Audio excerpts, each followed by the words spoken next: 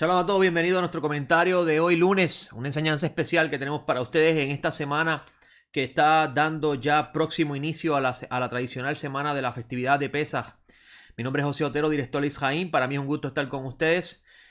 Quiero extenderle mi mejor deseo para usted que se encuentra en su casa, guardando las estipulaciones que han establecido los diferentes gobiernos del mundo para cuidarnos de este virus que está afectando a la humanidad. Como ustedes saben, esta situación ha hecho que hagamos una serie de cambios y Jaime no ha sido la excepción. Así que nosotros nos encontramos también en nuestra casa estudiando, preparando estudios y haciendo lo que podemos dentro del espacio que podemos. Y como ustedes saben, anuncié en días pasados que iba a dar una enseñanza especial para este lunes, cosa que no es normal. Por lo regular damos clase los jueves y los martes en ocasiones, pero esta vez lunes queríamos dar esta enseñanza porque entendíamos que era necesario en este tiempo. Y esto porque siempre que llega Pesaj ocurre el dilema. Siempre que llega esta fecha nace otra vez la controversia y el gran dilema de todos los tiempos dentro del movimiento de la restauración. ¿Cuál es el dilema? ¿Celebró Yeshua Pesaj o murió en Pesaj? Algunos opinan que no celebró Pesaj, sino que celebró una cena especial o que celebró Pesaj fuera de fecha. Obviamente, eso trae un gran problema, pero eso lo vamos a discutir ya mismito. Algunos opinan que no celebró Pesaj, sino que hizo una cena especial que se llama Hagigah. Otros dicen que sí celebró Pesaj, pero la celebró fuera de fecha. Y otros dicen que no celebró Pesaj, sino que hizo una cena que se llama la última gran cena, y eso es lo que se convierte dentro de la tradición católica y luego protestante. Otros opinan que sí hizo Pesaj y que murió en otra fecha diferente a lo que se piensa que sí murió en Pesaj. Otros dicen que ninguno, sino que murió en Pesaj. Y eso nos trae un gran problema. Claro, nos trae un gran problema porque estamos tratando de descubrir la verdad. La verdad es la búsqueda constante en cada uno de nosotros de poder entender lo que ha sido revelado, lo que ha sido escrito y poder comprender lo que está detrás de todo esto. Y por eso es que quiero compartir con ustedes esta enseñanza y quiero que ustedes sepan que lo que voy a compartir con ustedes hoy me tomó un año de estudios. Lo que llevan conmigo en el Ben Midrash estudiando todos los que están presentes, como Alexis, como Eliezer, como Gladys Gotay, entre otros Adela, Iván Charries, Iván que estaba ya hablando conmigo esta tardecita. Ustedes conocen que llevo tiempo estudiando esta idea, este problema en otros temas, en otros lares o mundos, en lo que respecta a ello, y me van a entender ya, mito. Yo fui uno de esos, igual que usted, que tenía ese problema. Comió en la Pascua el Mesías o no comió Pascua, la hizo fuera de fecha, ¿qué fue lo que él hizo? O murió en Pesaj, no murió en Pesaj. Yo fui uno de ustedes, de ese grupo de pensamiento. Y es normal tener eso y esa duda y esa preocupación porque uno quiere saber cuál es la verdad. Y me tomó un año estudiar este tema y le doy gracias al Eterno por el regalo que me dio de poder estudiarlo, poder tener los recursos para hacerlo. Cuando digo los recursos me refiero a comprar los libros. Yo quiero que ustedes sepan que los libros que compramos los utilizamos para prepararnos primeramente nosotros, porque el maestro no puede enseñar si primero él no se edifica. Tiene que crecer él primero para luego ayudar a los otros a crecer. Por consiguiente, los libros que compramos los invertimos para primero ayudar al maestro, en este caso yo, poder subir en la comprensión espiritual de las cosas y luego poder transmitir eso que aprendemos. Así que lo que usted va a aprender hoy me tomó un año de estudios y se lo voy a dar a ustedes en hora y media, tal vez 2 horas. Así que tome mucha paciencia y tome notas. Si tiene una libreta, tome nota, aunque esto se graba en YouTube y lo puede repetir. Pero estoy seguro que cuando terminemos esta clase, usted habrá reconciliado los dos temas. Y el tema, como pueden ver en la pantalla, se titula El dilema: ¿celebró Pascua o murió en Pascua? Vamos a hacer un análisis de cómo ambos eventos narrados en los evangelios, amigos, se reconcilian a la luz del judaísmo del segundo templo. Y aquí es donde comienza el problema. El problema comienza en comprender el judaísmo del segundo templo. Muchas personas piensan que en el segundo templo el judaísmo era uniforme. y que ese judaísmo uniforme es lo que llamamos hoy el judaísmo rabínico. Muy pocas personas conocen que en la época del Segundo Templo habían diversos judaísmos que nacen a consecuencia de una serie de eventos pasados que laceraron la identidad que existía en ese momento como la identidad judía de ese momento. Y es importante que usted sepa que cuando hablamos de judío en la época del Segundo Templo no se habla de una religión, se habla de una cultura, se habla de una forma de vida que estaba controlada, o mejor dicho, dirigida y establecida bajo las leyes ancestrales que esta nación que llamamos Israel tenía en sus manos, a leyes ancestrales que ellos le adjudicaban a Moisés como su autor. Y aquí estoy hablando, no, en estos momentos no estoy hablando como un hombre de fe, estoy hablando como una persona que ha analizado la historia y está presentando los hechos que hay detrás de la información que tenemos en la mano. ¿Ok?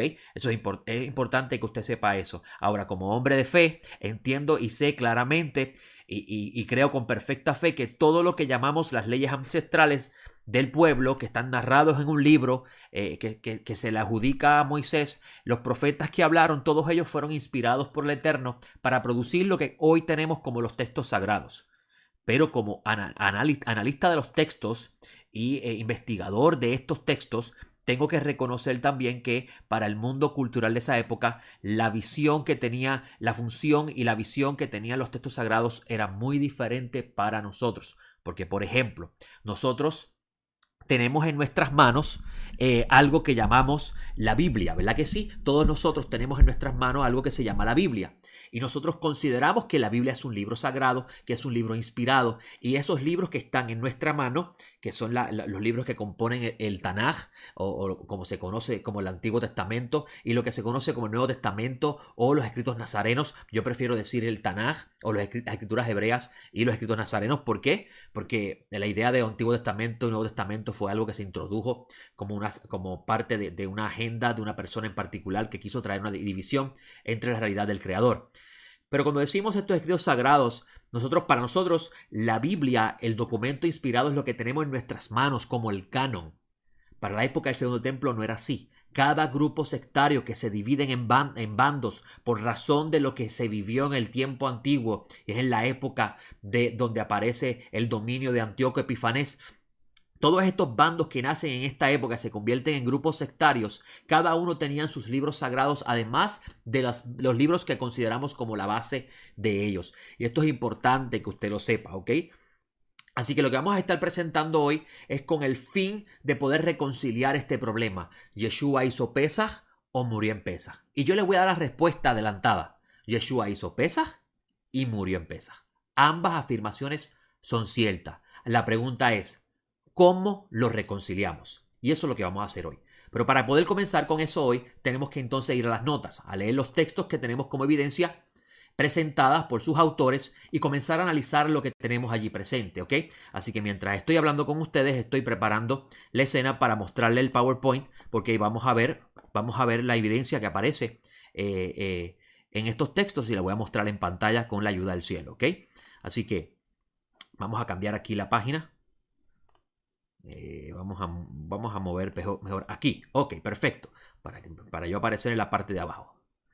Entonces, vamos a hacer un cambio aquí en el chat para yo poder ver lo que ustedes me escriben. Si es que así me es permitido. Ok, vamos a comenzar. El dilema. ¿Celebró la Pascua o murió la Pascua? Ya le di la respuesta. Hizo ambas. Celebró Pesaj y murió en Pesaj. Ahora, les voy a probar cómo es eso posible. Y la clave está en comprender el mundo judío de la época del Segundo Templo. Para poder llegar a eso, primero tenemos que ir a los textos y analizar la evidencia interna.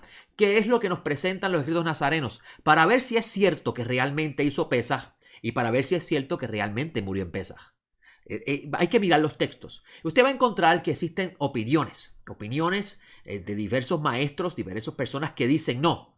Él no celebró Pesaj, porque si él tenía que morir en Pesaj, él es el cordero de Pesaj, representado metafóricamente, es lógico entender que él haya muerto en Pesaj, entonces no pudo haber hecho Pesaj. No es posible, no se puede reconciliar.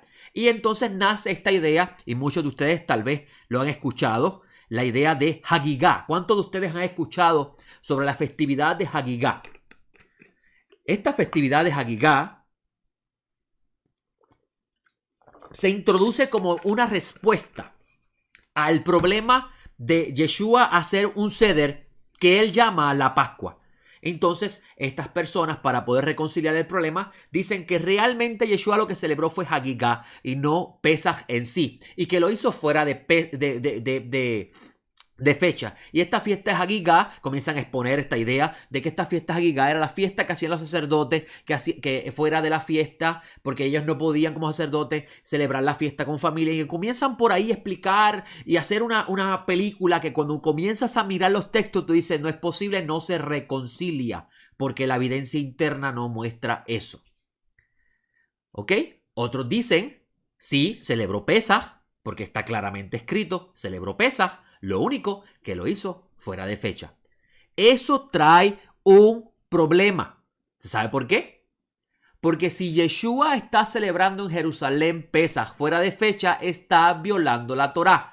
Y eso lo hace un transgresor de la Torá y es entonces descalificado. El Mesías no podía ser un transgresor de la Torá, porque entonces el mensajero del Eterno está invalidando la autoridad del que lo envió. Eso es muy, muy importante. Por tanto, decir que Adonenu Yeshua celebró Pesaj fuera de fecha no es tampoco posible, porque enseñarlo lo descalificaría automáticamente.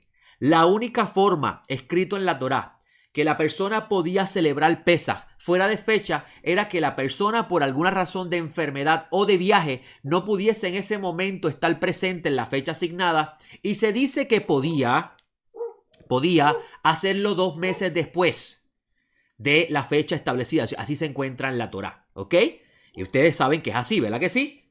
Entonces, ya tenemos que, porque estamos buscando la verdad, tenemos que quitar esas dos ideas del panorama. No es posible, no se reconcilian. No es posible aceptar que Yeshua celebró Pesaj fuera de fecha porque estaría violentando la Torá. Segundo, no es posible que Yeshua haya celebrado Hagigah, porque esa idea de Hagigah como una fiesta previo a Pesaj, no existe evidencia dentro de los textos que así lo demuestre. Así que ambas premisas no se pueden aceptar como la verdad. Pero vamos a mirar los textos, vamos a mirar la evidencia interna, vamos a ver qué nos dicen los evangelios primero y vamos a solucionar este problema a la luz de lo que va a usted ver, a la luz de la vida del segundo templo. Así que vamos a comenzar. Vamos a mirar primero los evangelios sinópticos. Vamos a empezar por ahí. Los evangelios sinópticos. Vamos a hacer primero aquí algo rapidito porque se me cerró el chat y quiero verlos a ustedes cuando me escriben. ¿Ok?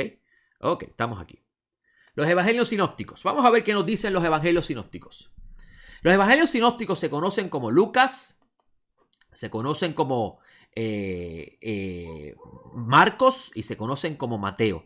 Se conocen como sinópticos porque cada uno de ellos guarda dentro de su información relatos que están evidenciados, que se relacionan unos con otros.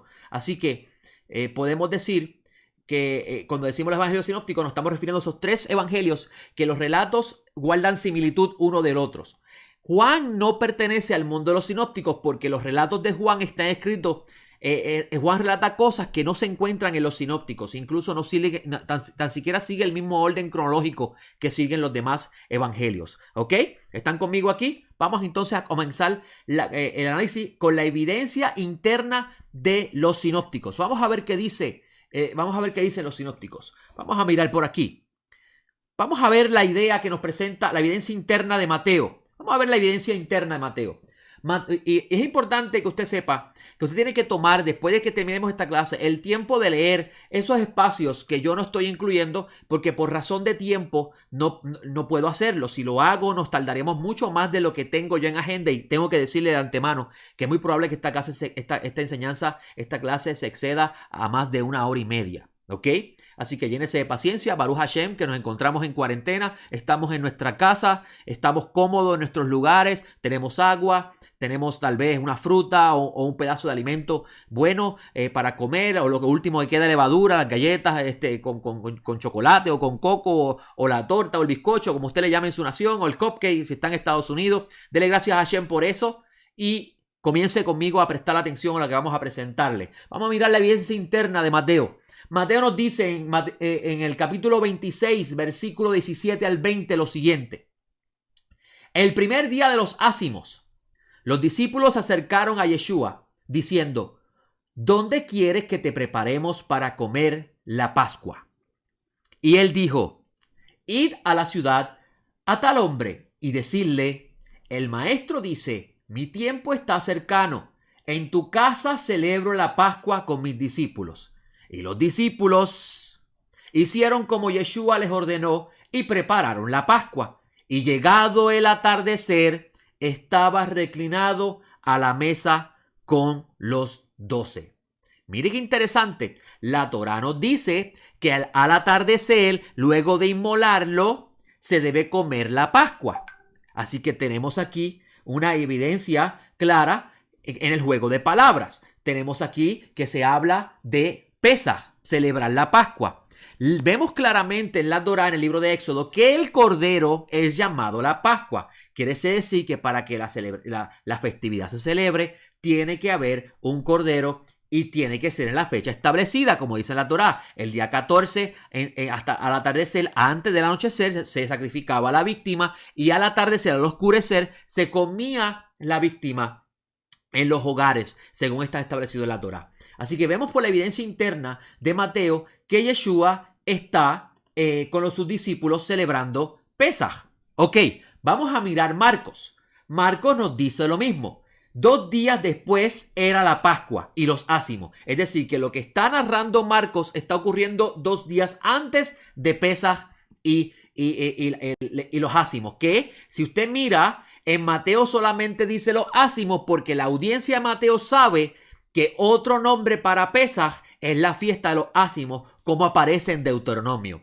Y es importante que usted sepa que la audiencia de Mateo conoce muy bien Torá, conoce muchas cosas en la Torá que Mateo no necesita presentar porque la audiencia lo conoce, como por ejemplo le preguntaron a Yeshua cuál es el mandamiento más importante y él dijo amar al Eterno tu Dios con todo tu corazón, con toda tu alma, con toda tu fuerza. A diferencia de Marcos, que a la audiencia de Marcos él dice que Yeshua dijo el Shema, oye Israel, Eterno tu Dios, el Eterno uno es. ¿Por qué? Hay una diferencia en el relato. La respuesta es sencilla. La audiencia de Marco necesita salir de la idolatría.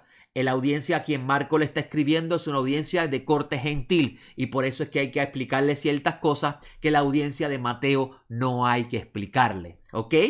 Entonces vamos a ver que la audiencia de Marco está recibiendo de parte de su autor que 2 días antes en el momento que él se encuentra, 2 días después, comenzaría la Pascua y los ácimos.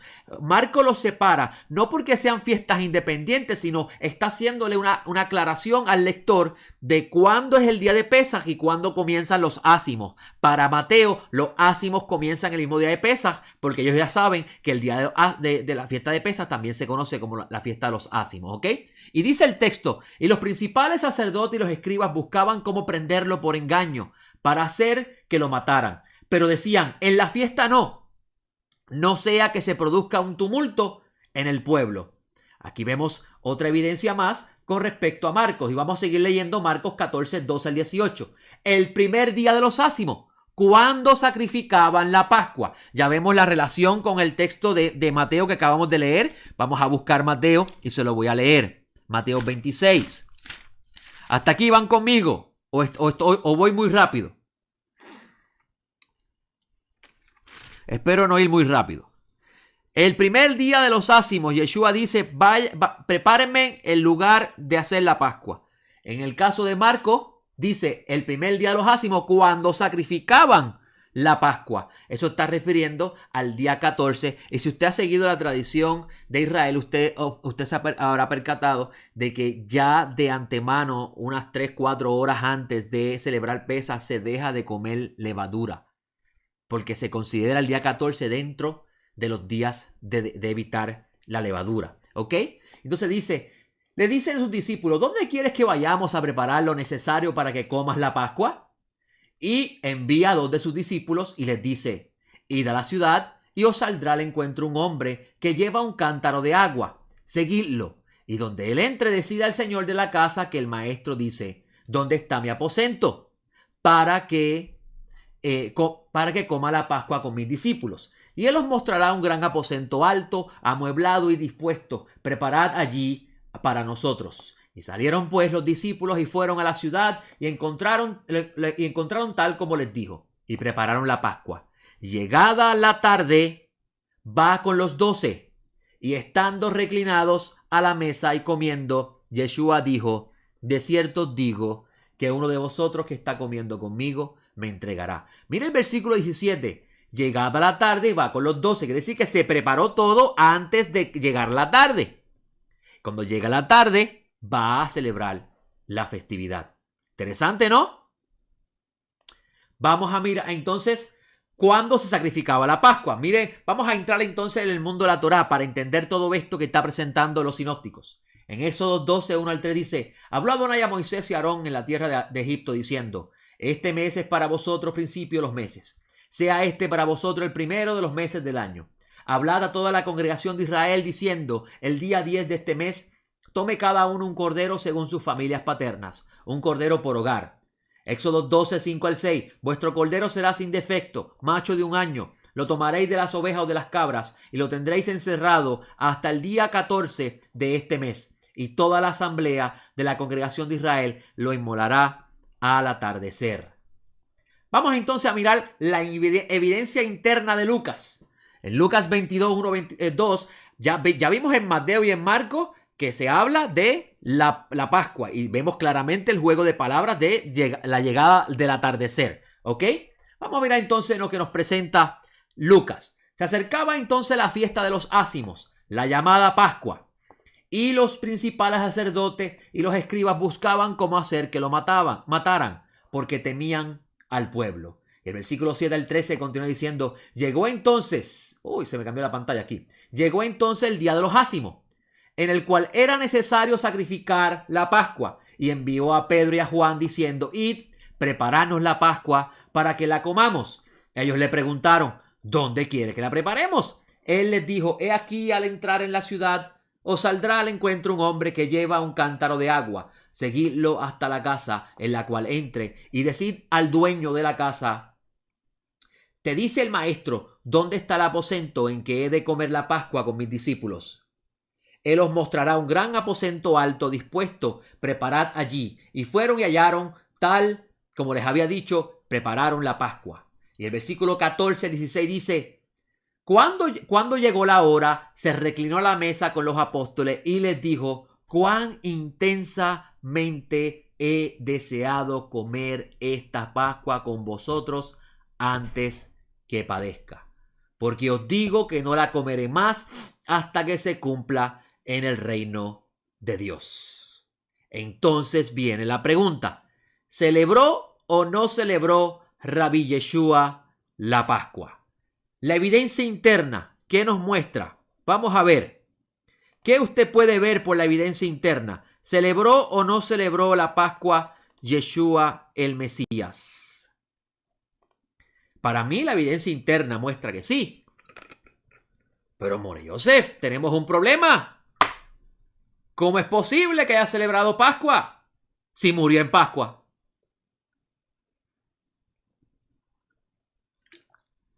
¿Cómo reconcilias esto con el Evangelio de Juan, que dice que él muere en la Pascua? ¿Cómo lo reconciliamos? Vamos a mirar el Evangelio de Juan para entonces ir avanzando, porque el problema de todo esto está en el Evangelio de Juan. Y escúcheme, amigo, si usted no entiende la época del segundo templo y los diferentes sectas judías que existían, usted no va a poder nunca reconciliar el problema. Hoy lo va a reconciliar. Hoy va a tener shalom y hoy cuando comience a mirar las discusiones si celebró o no celebró entre los grupos y las diversas enseñanzas para probarle que sí lo celebró, que no lo celebró, usted hoy va a ser libre y va a estar en paz. ¿Ok? Y si usted quiere ayudar a otra persona a poder salir de esa duda también, entonces tome un momento después que se acabe esta enseñanza y comparta a esa persona esa enseñanza. Hágalo para que de una vez y por todas se acabe esta controversia y podamos entonces conmemorar la última cena del Maestro, la última Pesaj de Mashiach y su muerte y su resurrección en Shalom, sin las controversias. ¿Ok? Vamos a entrar entonces a la evidencia que nos presenta el Evangelio de Juan, porque el problema está en Juan. Juan es el que nos dice que él no está celebrando Pesaj. Juan es el que nos está diciendo que él está comiendo una cena, pero no aparenta esa cena no ser Pesaj. ¿Ok? Vamos a envolvernos en el tema que nos presenta Juan. Vamos a la evidencia interna de Juan. En Juan 13, 1 al 5 dice: antes de la fiesta de la Pascua, sabiendo Yeshua que había llegado su hora para que pasara de este mundo al Padre, habiendo amado a los suyos que estaban en el mundo, los amó hasta el extremo. Y durante la cena, cuando el Satán o el diablo ya había puesto en el corazón de Judas, hijo de Simón Iscariote, que lo entregara, sabiendo que el Padre le había puesto todas las cosas en las manos y que había salido de Dios y a Dios iba, se levantaba de la cena, pone a un lado el manto y tomando una toalla se la ciñó. Luego echó agua en el lebrillo y comenzó a lavar los pies de los discípulos y a sacarlo con la toalla con que estaba ceñido. Aquí vemos que aparenta, por la lectura, aparenta ser que Yeshua está en una cena, pero esta cena es antes de Pesaj. ¿Verdad que sí? ¿Por qué Juan hace esto? ¿Cuál es la intención de Juan hacer esto? ¿Cuál es el problema que está ocurriendo en la Judea del segundo templo? Que no tenemos conocimiento y por no tener conocimiento no entendemos lo que Juan está haciendo. ¿Cuál es el problema aquí? Lo vamos a mirar ya mismito. La muerte de Rabí Yeshua en Pesaj, según Juan. ¿Ok? Mira el tema. La muerte de Rabí Yeshua en Pesaj, según Juan. Rabí Yeshua es acusado. En Juan 18, 12 al 13 dice: entonces la cohorte, el tribuno y los alguaciles de los judíos prendieron a Yeshua y lo ataron. Y lo llevaron primero ante Anás, porque era suegro de Caifás, quien era sumo sacerdote de aquel año. En Juan 18, 28 al 30 dice: enseguida condujeron a Yeshua desde donde Caifás al pretorio. Es decir, que después que lo llevaron a ese juicio ilegal que hicieron de noche, ellos vienen y se lo llevan de madrugada a Pilatos. Y mire lo que dice el texto. Esto es bien importante. Mire esto. Enseguida condujeron a Yeshua desde donde Caifás al pretorio. Era de madrugada y ellos no entraron al pretorio para no contaminarse y poder comer la Pascua. Esto es interesante. Está ocurriendo esto de madrugada. Yeshua está en una cena. Después de la cena lo arrestan. De madrugada lo llevan a un juicio ilegal entre los sacerdotes. Después lo llevan a donde Pilato. Pilato lo recibe y lo recibe de parte de ellos. Ellos no entran al pretorio, al lugar donde se encuentra Pilatos, para no contaminarse y poder comer la Pascua. Quiere decir que la Pascua todavía no ha ocurrido, pero Yeshua está comiendo una cena y los evangelios sinópticos nos dicen que es Pesaj. More Yosef, ¿qué hago ahora? No entiendo. Baruch Hashem, porque este es el tiempo donde las cosas son reveladas, amigo. Seguimos leyendo. Saliendo Pilato a ellos, les dice: ¿qué acusación traéis contra este hombre? Respondieron y le dijeron, si este no estuviera haciendo mal, no te lo habríamos entregado. Rabbi Yeshua es sentenciado. Juan 19, 1 al 3. Pilato pues tomó entonces a Yeshua y lo azotó. Y los soldados trenzaron una corona de espinas, se la pusieron en la cabeza y lo vistieron con un manto purpúreo. Y se acercaban y le decían, ¡viva el rey de los judíos! Y le daban bofetadas. Entonces Juan 19, 14 al 15 dice, era la preparación de la Pascua, como la hora sexta. Y le dice a los judíos, he aquí vuestro rey. ¿Qué significa la preparación de la Pascua? Era el día 14. Pero ¿cómo es posible? Si Yeshua hizo Pesaj en los sinópticos, tenía que haber preparado la Pascua el día 14 y llegado a la tarde comer la Pascua, como está establecido en el precepto. ¿Cómo es posible que Juan tome ahora,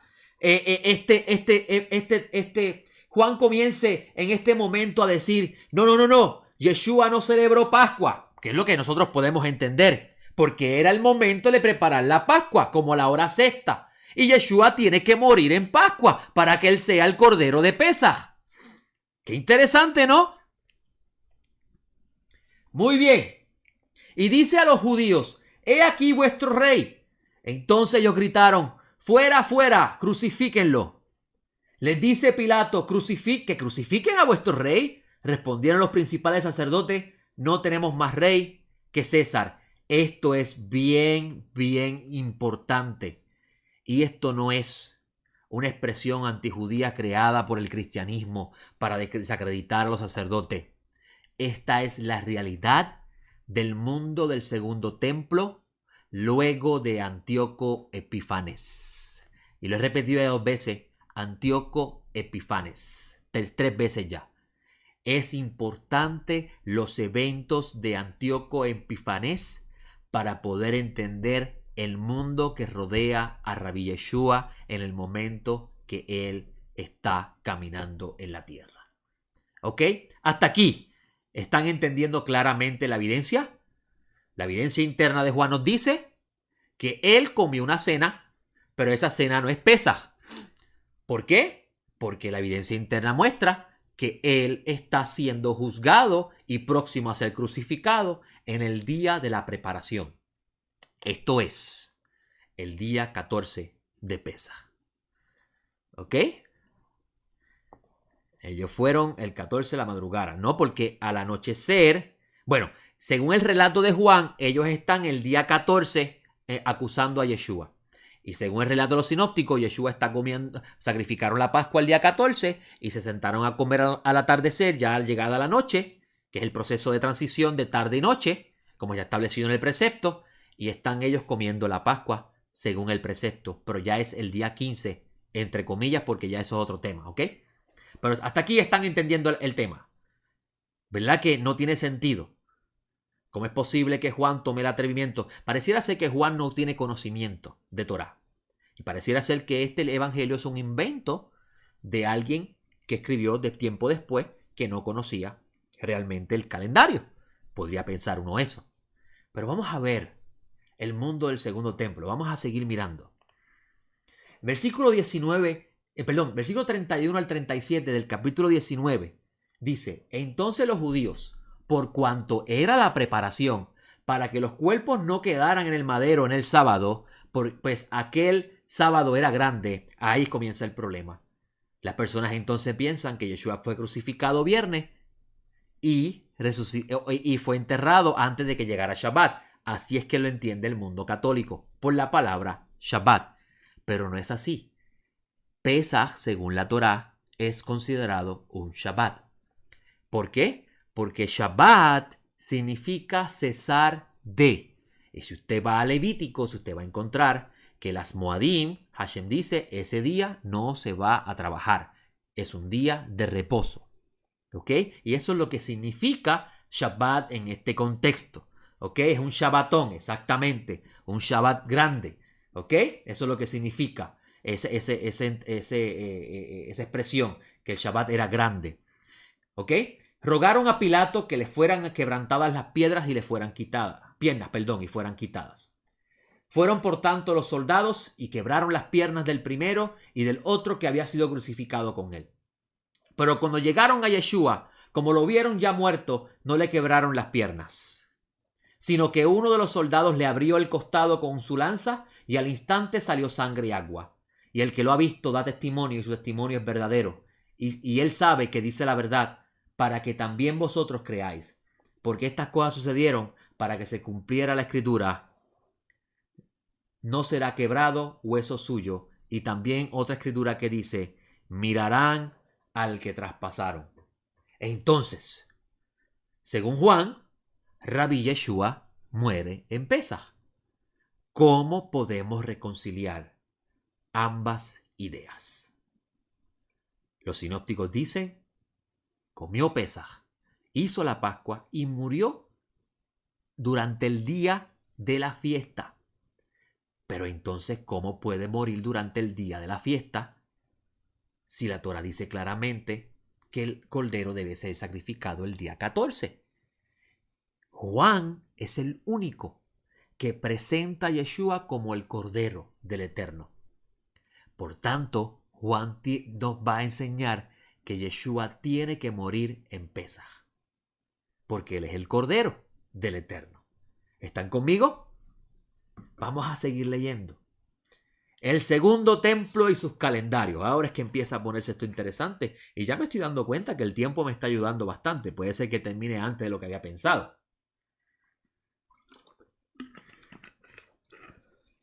Dos formas de medir el tiempo: lunisolar y solar. Amigos, el mundo del segundo templo era un mundo bien complejo. No se había entendido así hasta que se descubrieron los rollos del Mar Muerto. Antes del descubrimiento de los rollos del Mar Muerto, se entendía que la vida judía del segundo templo se podía comprender a través del estudio de la Mishnah, que es el documento más antiguo que habla de la serie de leyes que observaban los judíos de la época del segundo templo. Y que para poder entender un poco también el segundo templo había que estudiar a Flavio Josefo, a Filón de Alejandría, estamos hablando de Alejandría, y los escritos que conocemos como el Nuevo Testamento. Fuera de eso no se sabía nada más del segundo templo hasta que aparecieron los rollos del Mar Muerto. Y estos rollos causó un revuelo en el mundo académico que se dedica a estudiar la época del segundo templo. Y comenzaron a estudiar estos rollos y se empezaron a dar cuenta que muchas de las cosas que consideraban fábulas con respecto a lo que la vida de Yeshua y sus discípulos, se empezaron a dar cuenta que eran realidades de su época. Y que no solamente la Mishnah era un documento, o el Talmud que viene después era un documento importante para entender la vida judía, sino que en los rollos del muerto se convierte en el centro, el enfoque de todo el estudio de la época del segundo templo, porque es lo más cercano a esa época. Incluso la mayoría de la literatura pertenece a esa época. Y dentro de esos rollos aparece la idea de un calendario que no conocíamos.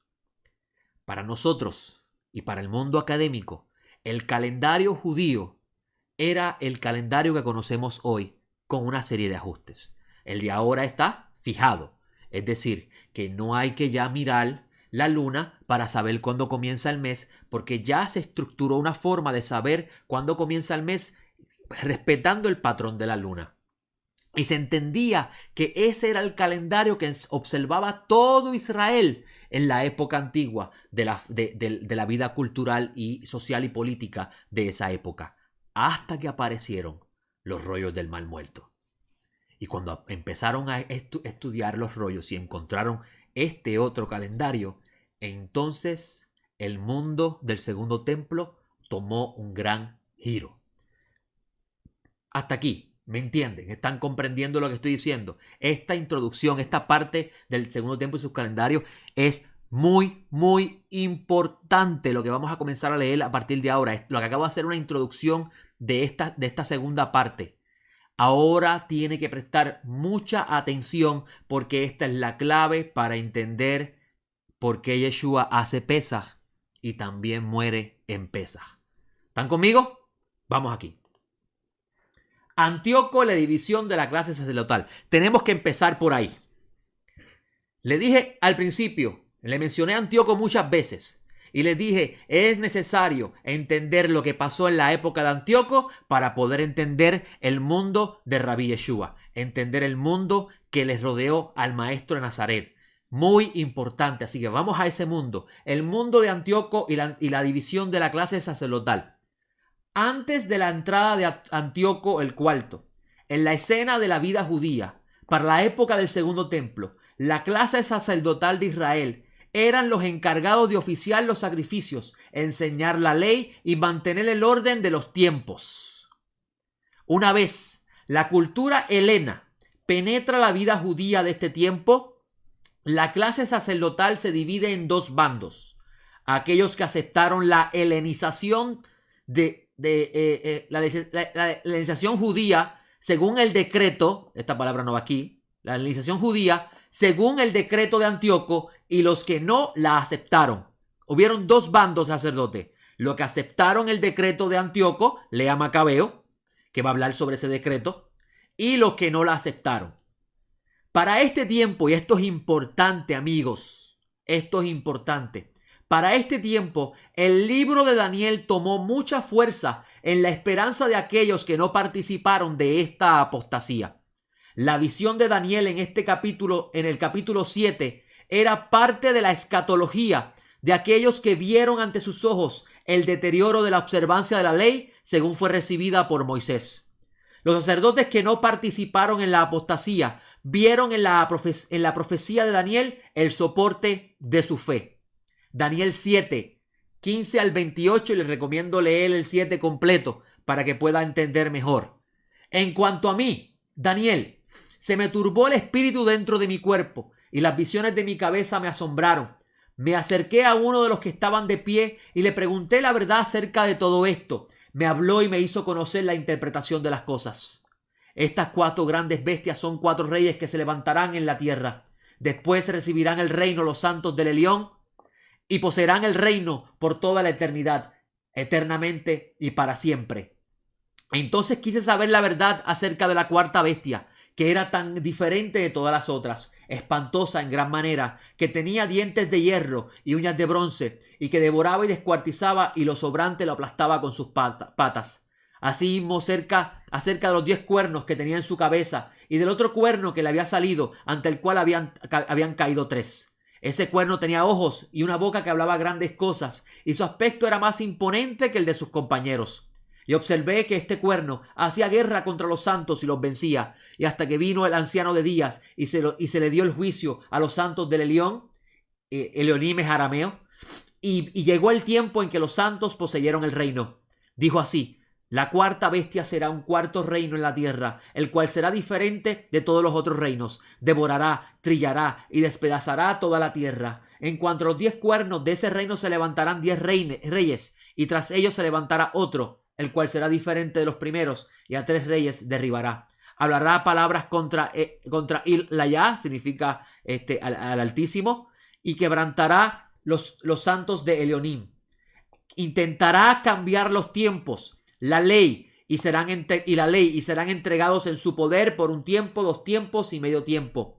Pero el juez se sentará y se le quitará su dominio para que sea destruido y arruinado hasta el fin. Y el reino y el dominio y la majestad de los reinos por debajo de todos los cielos será dado al pueblo de los santos de Elionim, cuyo reino es un reino eterno, y todos los dominios le servirán y les obedecerán. Aquí tuvieron fin sus palabras. En cuanto a mí, Daniel, mis pensamientos me turbaron mucho y palideció mi rostro, pero guardé el asunto en mi corazón. Esto que le acabo de leer, amigos, era la base de la fe de aquellos que se habían distanciado de la apostasía que había ocurrido en ese momento. Los sacerdotes que no participaron de la helenización de la Judea de ese tiempo ponían su esperanza en esta profecía que tenían ellos en sus manos, porque ellos eran los escribas del pueblo, eran los que conocían los secretos del Eterno. Estos se conocían como los hijos de Sadoc, los rollos del mal muerto. ¿Quiénes son los autores de estos rollos? Existen diversas opiniones entre los eruditos y académicos sobre quiénes son los autores de estos rollos y por qué estos rollos se encontraron en la región del desierto de Judea cercano al Mar Muerto. Algunos opinan que estos rollos son producto de un grupo sectario que vivió en esta región. A este grupo sectario se le conoce como los esenios. Los que apoyan y promueven esta idea basan su argumento en lo descrito por Flavio Josefo, Filo de Alejandría y Plinio. Sin embargo, estudios recientes de estos rollos están considerando otra posibilidad de autoría. Esto porque la evidencia interna de los rollos nos habla de un grupo de sacerdotes llamados los hijos de Sadoc. Entre los profesores que apoyan esta idea se encuentra la profesora Rachel Elior, de la Universidad de Jerusalén. En el libro Los Tres Templos, libro que poseo, está conmigo, lo tengo aquí, la profesora Elior presenta esta teoría como parte del análisis del origen del misticismo judío. En este libro, la profesora Elior habla del calendario que este grupo sectario, llamado los hijos de Sadoc, observaba. Un calendario muy diferente al que conocemos. Un calendario solar. Un calendario de 364 días. En este libro, la profesora Elior presenta cómo este grupo acusaba a los habitantes, este grupo llamado los hijos de Sadoc, acusaba a los habitantes de Judea de haber cambiado el tiempo sagrado que Dios le había dado desde tiempos antiguos a los patriarcas y sacerdotes de su oficio. Esto es muy, muy importante.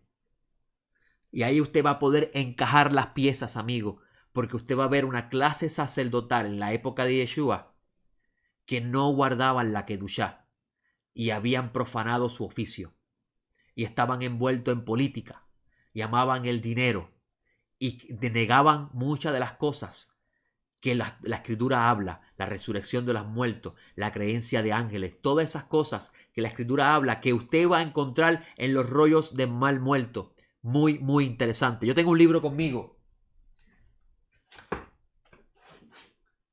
Los cánticos de los sacrificios de Shabbat. Aquí está completo lo que se pudo salvar de los fragmentos que habla de los cánticos que se cantaba cada Shabbat. Ellos decían que David había compuesto 52 cánticos para oficializar en el templo cada Shabbat. Y aquí se encuentran los que se pudieron rescatar. Y en estos cánticos aparecen múltiples nombres de ángeles. Ángeles del Espíritu Santo, ángeles del Altísimo, ángeles de la carroza, multiplicidad de ángeles. No solamente ángeles, habían el Elohim, Elim, diferentes estirpes de seres espirituales. Ellos lo describen en estos cánticos. Sin embargo, la clase sacerdotal que servía en el templo no creía en la resurrección de los muertos, no creía en los ángeles. ¿Qué pasó? Aquí le estamos presentando la historia. Y usted diría, ¿qué tiene que ver esto con la muerte de Yeshua? Mucho, amigo, mucho. Un análisis breve del calendario. ¿Y por qué le llamo un análisis breve? Porque hay muchas cosas más que componen este calendario que obviamente no las voy a presentar porque no tienen nada que ver con el tema que estamos hablando. Así que voy a presentar lo que usted necesita saber para poder reconciliar el que Yeshua haya hecho Pesaj y haya muerto en Pesaj. El calendario que ellos tenían, que dicen que el Eterno a través de sus ángeles se lo entregó a Enoc, y Enoc se lo hizo pasar a todas sus generaciones hasta llegar a los sacerdotes que son ellos. Este calendario estaba compuesto de 364 días, que era igual a un año solar. El tiempo se contaba en semanas, en Shabbat. ¿No le parece curioso? Escúcheme bien, que en Levíticos 23, que es el libro escrito para los sacerdotes y el código de santidad, en Levíticos 23, con respecto a la fiesta de Shavuot, se debían contar 7 Shabbats. ¿No le parece curioso eso?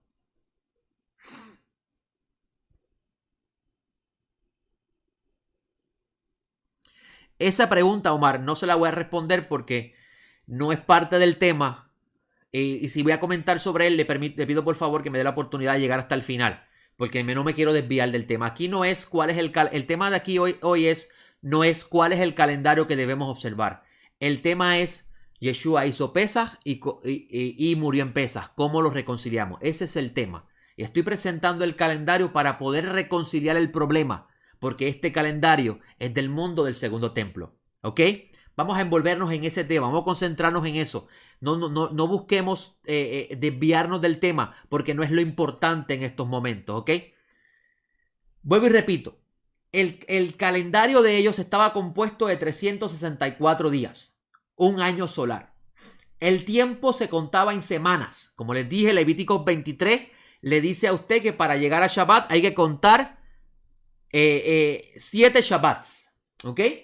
El tiempo se contaba en semanas, 52 Shabbats, un año. Los meses eran de 30 días con 4 meses de 31 días. Esos 4 meses de 31 días era el último mes del ciclo que dividía un periodo de una estación del año al otro. Teníamos 3 meses de 30 días y el cuarto mes, que es el mes que va a transicionar de primavera a verano, era de 31 días. Siendo ese día 31, el día 31 era la cabeza de que daba inicio al verano. Así era que así era que ellos veían el tiempo, así es que ellos contaban el tiempo. Los meses eran de 30 días con 4 meses de 31 días. El mes de 31 días era la finalización después de contar 3 meses. 1, 2, 3, cuarto mes, 31 días. 1, 2, 3, cuarto mes, 31 días. 1, 2, 3, cuarto mes, 31 días. Así era que ellos contaban el tiempo, ¿ok? El calendario no era para la vida civil. El calendario era el sistema que ellos tenían para preservar el oficio del santuario. Era el sistema que ellos tenían para preservar la armonía del templo y la creación. Y los que han estado estudiando conmigo en el Beit Midrash me han escuchado mucho hablar de la importancia de entender que cuando Hashem creó todo, lo hizo en perfecta armonía con el humano. Y el templo es un microcosmo de toda la creación y el sacerdote tenía la responsabilidad de preservar la armonía del santuario, y si preservaba la armonía del santuario, preservaba la armonía de la creación. Y por tanto, para ellos, el sistema de sacrificios que el Eterno le había dado era necesario preservarlo de acuerdo a los tiempos que se le habían revelado de parte de los ángeles del Eterno para preservar la armonía de la creación. Mire qué cosa más interesante. Prepárese que ahora se pone la cosa más interesante aún. Y es una gotita de lo mucho que hay que aprender sobre esto. El libro de Revelaciones se dice por la tradición que lo escribió Juan en Patmos, y es el mismo Juan que escribe el Evangelio. Y este libro de Revelaciones habla de uno de los jinetes que dice, y lo voy a leer porque no me lo sé de memoria.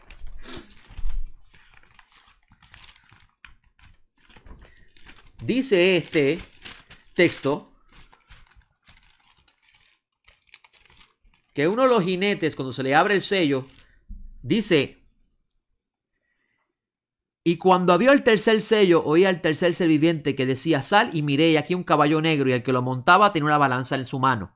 Y oí como una voz en medio de los 4 seres vivientes que decía: 1 cuartillo de trigo por 1 denario, 3 cuartillos de cebada por 1 denario, pero no dañes el aceite y el vino. Mire el orden, mire el orden, mire el orden. Cebada, trigo y aceite y vino. Tenemos trigo, cebada, aceite y vino. Mira cómo ellos ubicaban esas ofrendas. En Nisan se ofrendaba la cebada. En Shavuot se ofrendaba el trigo. Después contaban 7 semanas y se ofrendaba el aceite. Después contaban 7 semanas más y se ofrendaba el vino. Interesante, ¿no? Hay un mes de más en cada cuadrante.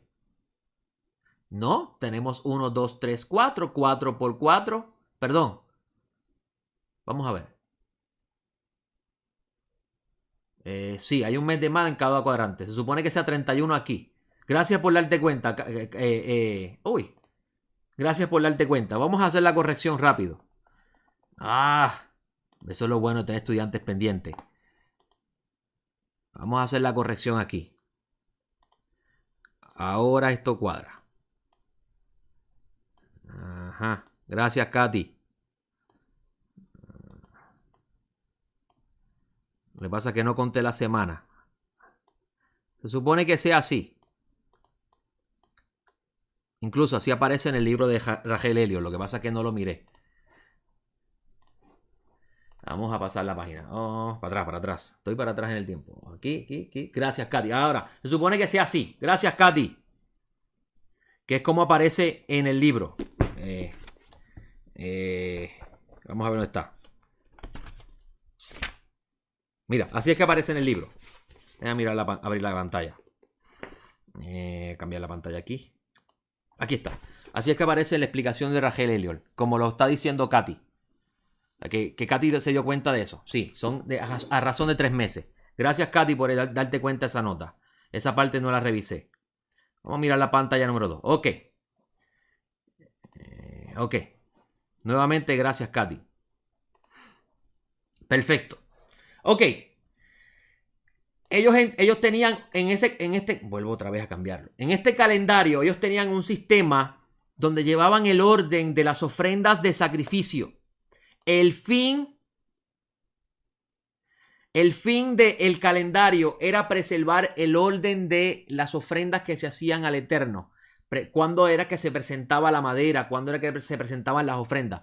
Sobre ese tema no nos vamos a envolver porque no es el tema de hoy, pero le presento eso para que ustedes vean cuánta relación hay en las cosas que están en los escritos nazarenos y cuánto se parece a las cosas que aparecen en los rollos del Mar Muerto, ¿ok? No es el día 0. El día 0 no existe. Simplemente ese día 31, ese día 1 adicional, ese 1 adicional era el día que marcaba el cambio de estación para ellos. Simplemente eso, ¿ok? Vamos a regresar aquí. Los meses eran de 30 días con 3 meses. 3 meses de 31, de 4 meses, perdón, de 31 días. Estamos hablando de que cada cuadrante habían 3 meses y dentro de esos 3 meses había un mes que tenía 31 días, ¿ok? El calendario simplemente era para utilizar, servía para el sistema de sacrificio y ofrenda, solamente para eso. El calendario era para el servicio del santuario, no era un calendario civil, era la forma en que ellos mantenían el orden del santuario. Tenga eso en mente, ¿ok, amigos? Ok, las muadín, las convocaciones, estaban prefijadas para ello. Ellos decían que las fechas, las muadín siempre iban a caer en las fechas exactas. Mire qué cosa interesante. Usted no va a encontrar en ningún lado, en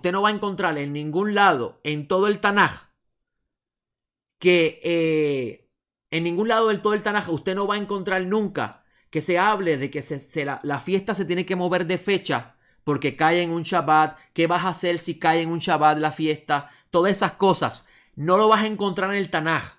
Búsquelo. Usted no va a encontrar nunca que exista el problema de que el Yom Kippur cae en Shabbat o si Pesach cae en Shabbat. ¿Qué hacemos si la fiesta cae antes del Shabbat? Todas esas cosas. Eso no existe en el Tanaj. Y eso no existe porque los que construyeron el Tanaj en su gran mayoría eran escribas, sacerdotes, y ellos conocían los tiempos. Escúcheme bien, amigo. No estamos diciendo esto ahora para enseñarle un calendario nuevo y usted salga corriendo ahora a observar otro calendario. No es el fin de esto, porque sabemos claramente que cuando venga el Mesías, todo se va a restaurar. Ahora, esto es un ejemplo claro de las muchas veces que yo he estado repitiendo que a la hora de la verdad lo que hacemos son memoriales porque realmente no tenemos un sistema estructurado con una autoridad para ello, con el fin de hacer las cosas como deben ser. Así que usted puede ver aquí cuán grande es la misericordia y la bondad de Hashem sobre todos nosotros. Y es como dice mi amigo Gómez, sí, el calendario era completamente agrícola, porque el sistema del antiguo Israel era agrícola, era una sociedad agricultural, ¿ok? Los israelitas sabían la fecha que tenían que presentar las ofrendas de las cosechas basados en este calendario según los autores de los rollos de mal muerto. Y no me quiero extender mucho más de aquí, porque si me extiendo mucho más de aquí, entonces voy a afectar lo demás. Lo importante es que quede claro lo que estamos diciendo, ¿ok, amigos? Es importante que quede claro lo que estamos diciendo. Ya hicimos la corrección y le doy gracias a Katy por darse cuenta de eso, igual que a Gómez. No revisé esa parte del libro, pero ya le mostré por el libro que eran 3 meses en 4 cuadros, 3 por 4, 12, y el último mes de cada cuadrante que hacía la transición de la estación era de 31 días, ¿ok? Entonces, mire esto. Las muadín, las convocaciones, estaban para ellos prefijadas, no se rotaban, era una fecha siempre particular.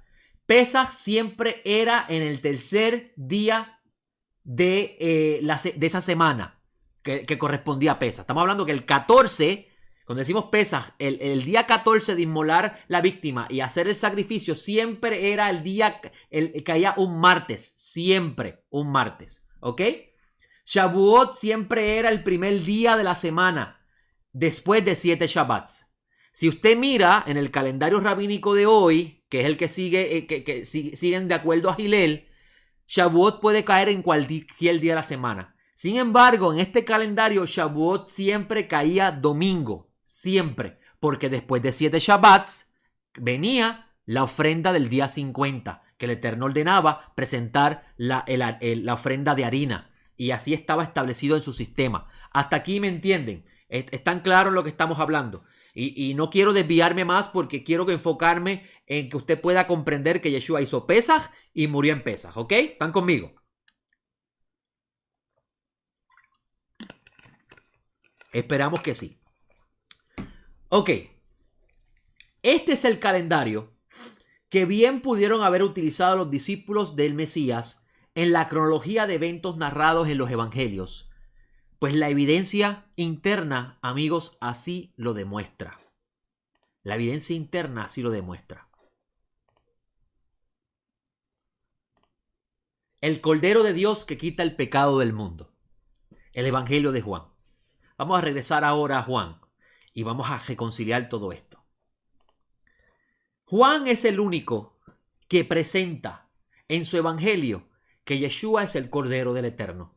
Busque los demás evangelios. No va a encontrar un evangelio sinóptico que presente presenta a Yeshua como el Cordero. No es la función de esos evangelios. El único que presenta a Yeshua como el Cordero es Juan.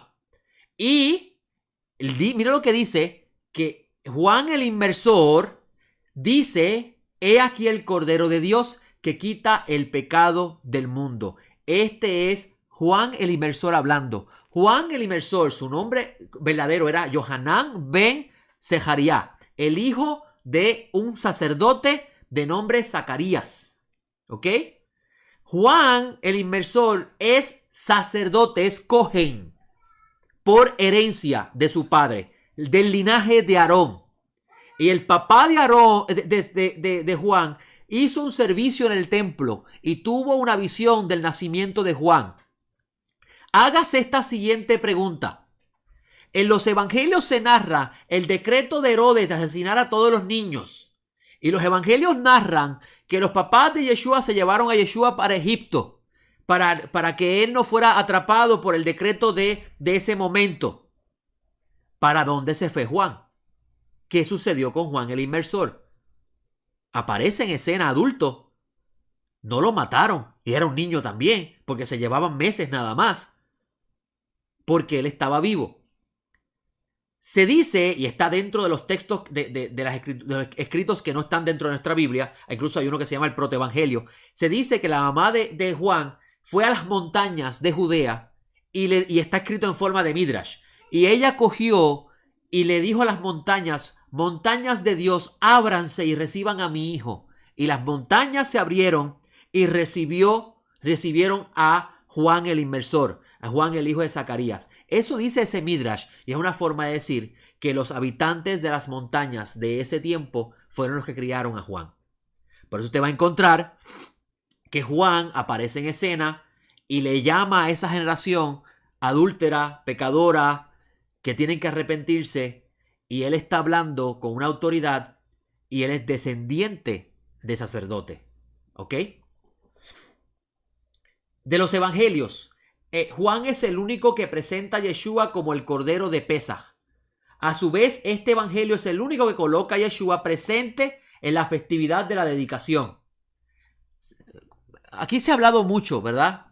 En el evangelio de Juan. ¿Cuántos de ustedes han escuchado enseñanza con respecto a Yeshua celebrando Hanukkah?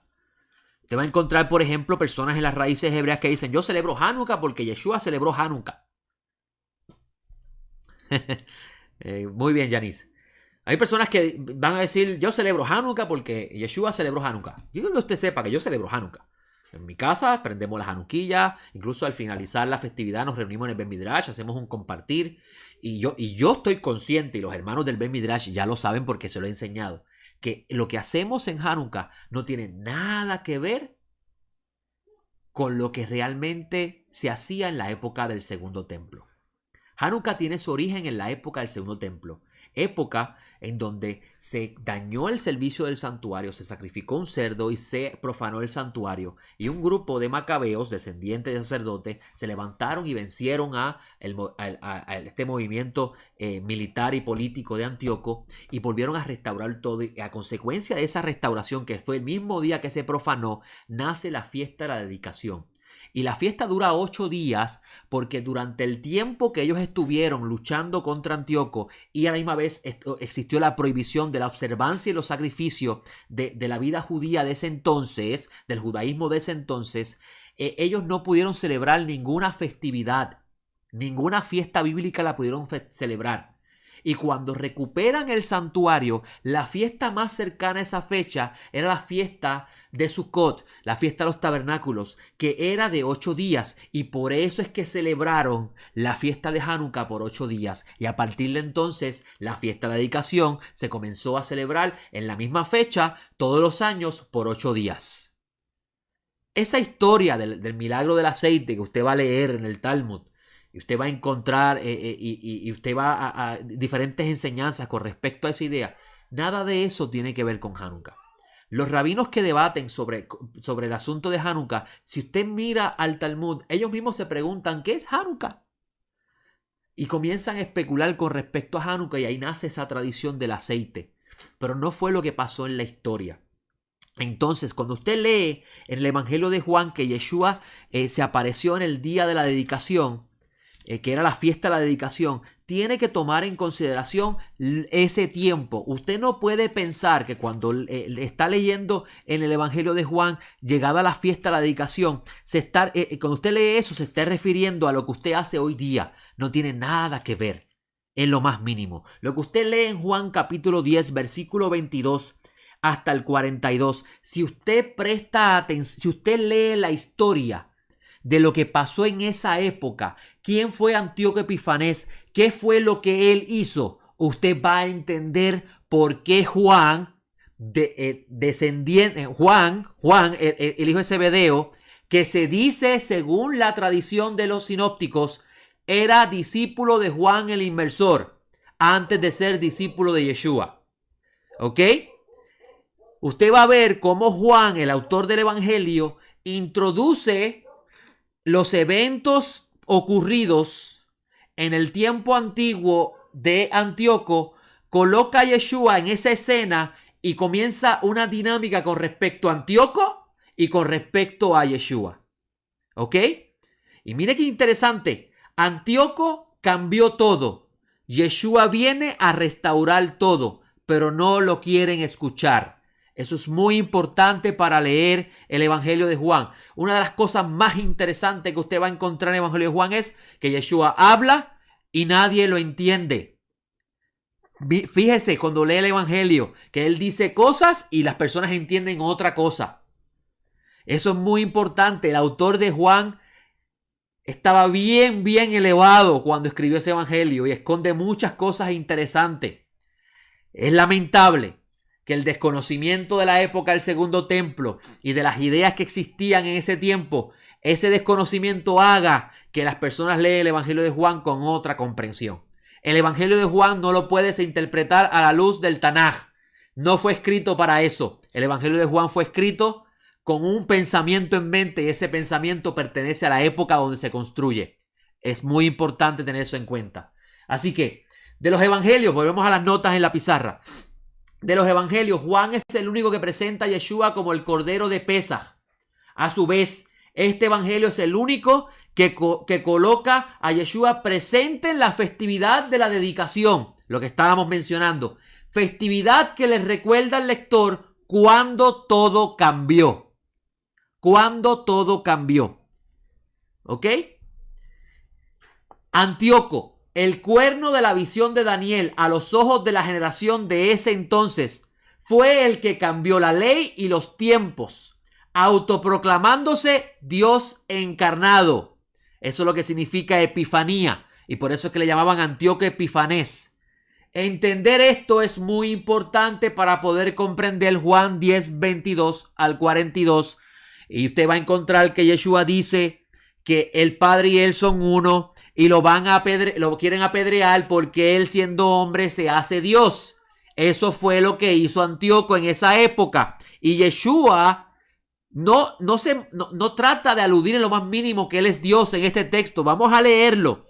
Dice, yo y el Padre somos uno, versículo 30. Y los judíos alzaron otra vez piedras para apedrearlo. Y Yeshua le dice, muchas buenas obras del Padre os he mostrado.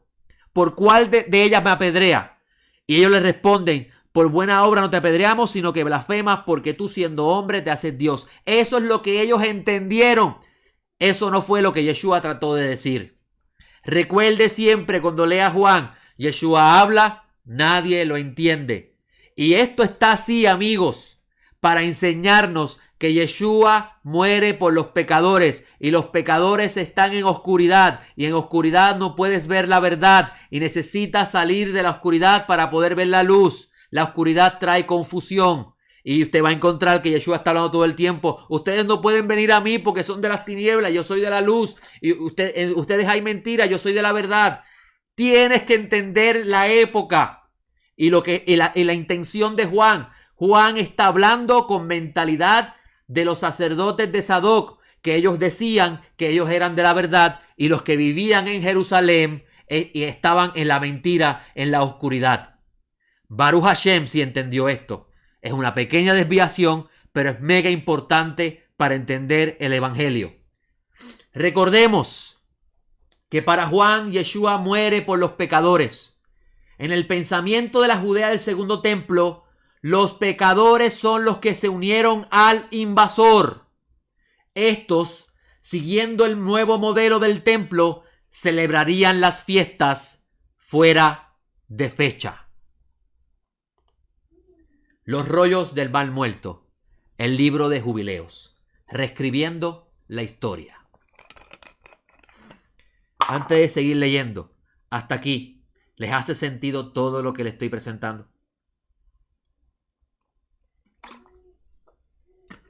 Amigo, lo que les estoy enseñando, me tomó un año estudiarlo. Un año. Así que agárrelo porque va a ser libre y va a tener paz. Los rollos del mal muerto, jubileos, reescribiendo la historia. En el libro de Jubileos, uno de los rollos que se encontraron en el rollo mal muerto, incluso se encontraron más de 8 copias. Así de importante era ese libro para esa audiencia, para ese mundo de esta comunidad que se llamaban ellos mismos los hijos de Sadoc. Ellos reescriben la historia y colocan a Moisés en el Sinaí. Incluso el libro de Jubileos es el que dice que un ángel hablaba con Moisés y que la Torá fue entregada por medio de ángeles. Cosa que dice Pablo de Tarso en Gálatas. Usted lee Gálatas y dice que la ley fue entregada por medio de ángeles. ¿Verdad que dice eso Shaul de Tarso en Gálatas? Los autores de los rollos del mal muerto decían que Moisés está en el Sinaí y que el ángel le hablaba las palabras del Eterno. Y ese ángel no era el Mesías. Nunca ellos aluden a esa idea, ni mucho menos Pablo de Tarso, cuando repite lo mismo que ellos dicen. Y miren lo que interesante este pedazo que voy a presentarles a ustedes, que les va a ayudar mucho. El concepto de oscuridad y luz va de acuerdo con los rollos mal muertos. Muy cierto, María Cecilia. Lo va a entender ya pronto. Ya pronto nos vamos a envolver en ese tema dentro de la enseñanza. No se preocupe. En Jubileos 1.7 dice, y tú escribe para ti todas estas palabras que te haré saber hoy, porque sé su rebeldía y su terquedad antes de hacer que entren en la tierra que juré a sus padres, Abraham, Isaac y Jacob, diciendo... el PowerPoint va a estar en la enseñanza. Esto es un PowerPoint, amigos. Daré a tu simiente una tierra que fluye leche y miel, y comerán y se saciarán y se convertirán a dioses extraños, aquellos que no pueden salvarlo de ninguna de sus aflicciones. Y este testimonio se escuchará como testimonio contra ellos, porque ellos olvidarán todos mis mandamientos, todo lo que yo les mandé, y caminarán tras los gentiles, y después de su corrupción y vergüenza. Y se servirán a sus dioses, y se convertirán en un escándalo para ellos, y una aflicción y un tormento y una trampa, y muchos serán destruidos y tomados, y caerán en manos del enemigo, porque han abandonado mis ordenanzas, mis mandamientos y las fiestas de mi pacto, y mis días de reposo y mi lugar sagrado, que santifiqué para mí entre ellos, y mi tabernáculo y mi santuario, que santifiqué para mí en medio de la tierra, para poder poner mi nombre sobre ellos y morar allí. Y se harán lugares altos, arboledas y ídolos tallados, y cada uno de ellos adorará a su propio ídolo para extraviarse, y sacrificarán a sus hijos los demonios y a cada obra del error de su corazón. Esto que estoy leyendo aquí pertenece a este relato, este libro de Jubileos, donde comienza con Moisés en el Sinaí, reescribiendo la historia pasada. En este libro de Jubileos se habla de la creación, se habla de Abraham, Isaac y Jacob, se habla de cómo ellos guardaron el pacto ancestral, cómo ellos conocían las fiestas. Shavuot era la fiesta del pacto. Por eso yo le menciono a ustedes que para el judaísmo del segundo templo, en el caso de los hijos de Sadoc, el Shavuot no era el día de la entrega de la Torá, era el día de la conmemoración del pacto que el Eterno hizo con Israel. Y este texto lo estoy trayendo porque el que le sigue después habla de algo que el autor está incluyendo con toda la intención de poder justificar lo que está pasando en su tiempo. Mire el versículo 12. Y les enviaré testigos para que yo pueda testificarlas, pero ellos no escucharán. E incluso matarán a los testigos y perseguirán a quienes busquen la ley y descuidarán todo y comenzarán a hacer el mal a mis ojos. Y esconderé mi rostro de ellos. Y los entregaré el poder de las naciones para ser cautivos, para saquear y ser devorados. Y los quitaré de en medio de la tierra y los esparciré entre las naciones. Y se olvidarán de todas mis leyes, de todos mis mandamientos y de todos mis juicios. Y se equivocarán con respecto a las lunas nuevas, los Shabbat, los festivales, los jubileos y las ordenanzas. ¿Sabía usted que la luna nueva se utilizaba para marcar la fiesta de Yom Teruah? ¿Sabía usted eso? Cuando se habla de luna nueva se refiere a la fiesta de Yom Teruah, que era la fiesta que se sonaba el shofar. Con respecto a eso es que se está refiriendo este texto. Según los eruditos y académicos, Jubileo fue escrito durante el tiempo del Segundo Templo. Es una reescritura, se está reescribiendo la historia, y dentro de esa historia el autor está con toda la intención colocando cosas que pasaron en su generación. ¿Ok? El calendario según los rollos. Nisan. Porque este es el tema.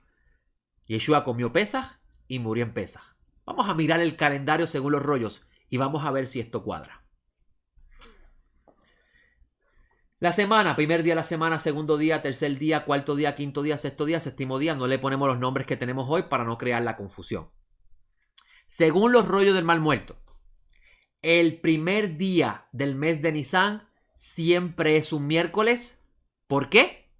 Porque el Eterno le dijo a los israelitas, esta luna, que si lo miran en hebreo, también dice este mes, porque la luna y el mes van de la mano. Esta luna para ustedes será el principio de los meses, cabeza de los meses del año. Y ellos decían que la Torah dice que el Eterno creó en el cuarto día el sol, la luna y las estrellas. Por consiguiente, la cabeza del año tenía que comenzar un miércoles porque era cuando la luna daba la señal. ¿Ok? Así que el primer día del mes de Nisan siempre comenzaba un miércoles, que era el cuarto de la semana, que está relacionado al cuarto día de la creación. Si usted empieza a contar los días, el día de hacer Pesaj, que es el 14 al atardecer, el día de sacrificar, o mejor dicho, el día de sacrificar la Pascua era el día 14 y se comía al anochecer en este espacio del tiempo. Debía haber puesto una línea aquí para que usted pudiera ver la diferencia. este espacio este espacio del tiempo, que es el momento cuando llega la noche, se comía la Pascua, pero se sacrificaba la Pascua el día 14. Se sacrificaba la Pascua el día 14 al atardecer y se comía en la tarde-noche casi ya, ¿ok? O mejor dicho, en la noche. Si ellos decían que Pesaj siempre, el sacrificio de Pesaj siempre iba a ser en el tercer día, porque al anochecer se comía la Pascua, según estaba establecido en la Torá. Y como pueden ver en este calendario, así ellos lo presentaban. Esto es muy importante para poder entender lo que les voy a presentar. Porque yo les voy a presentar a Yeshua sacrificando Pascua y comiendo Pascua en un día y muriendo al otro día, que era, según Juan, Pascua para los pecadores. Vamos a mirar. Yeshua celebró Pesaj y murió en Pesaj. El calendario según los rollos mal muertos. En el tercer día era el 14 de Nisan, la tarde de Pesaj. En el día 15 de Nisan, según los rollos mal muertos, él va a morir, que es el cuarto día. O mejor dicho, Ajebes, perdón. Vuelvo a cometer el error. Ay, esto es haciéndolo a las millas. Lo que tienes aquí en la mente lo haces a las millas y te hace mal. El 14 de Nisan iba a ser aquí en tercer día. Sí, lo tengo bien. Discúlpeme, lo tengo bien. Y el cuarto día aquí. El cuarto día aquí. Es que me confundí con el primer día del año. Aquí lo tenemos, Pin, lo hice bien, perfecto. El calendario de los pecadores según los rollos mal muertos. El calendario de los pecadores. El día del 14 de Nisan, que es el cuarto día, él muere. El día 15 es el quinto día. Miren cómo se reconcilia esto. Los sinópticos te dicen que Yeshua hizo Pesaj el 14 de Nisan. Es decir, sacrificaron el 14 al atardecer, que es casi noche, comió la Pascua. Lo arrestan y lo llevan ante el grupo de sacerdotes que lo están enjuiciando. Después lo llevan ante Pilato y entonces lo crucifican el mismo día, al otro día, después de Yeshua hacer Pesaj, que es decir, el día 15, durante el día, en la tarde lo crucifican y él muere.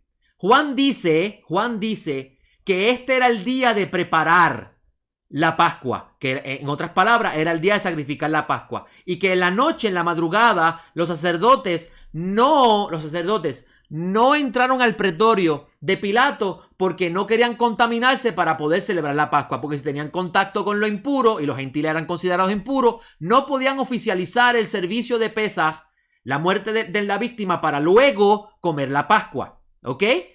¿Me van entendiendo hasta aquí? Hago una pausa. ¿Van entendiendo lo que estoy diciendo? Vamos a ver.